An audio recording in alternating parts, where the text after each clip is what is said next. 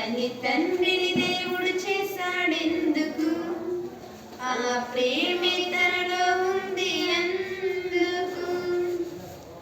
పాపం చేస్తావని ముందే తెలుసు, అయినా కావాలనే ఆశ తనకు.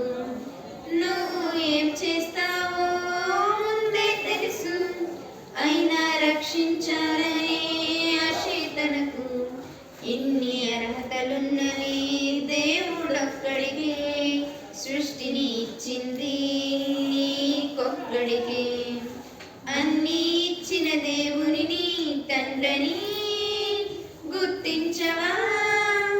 అన్నిటికంటే శ్రేష్ఠుడుగా పుట్టించిన నీ వెరుగవా?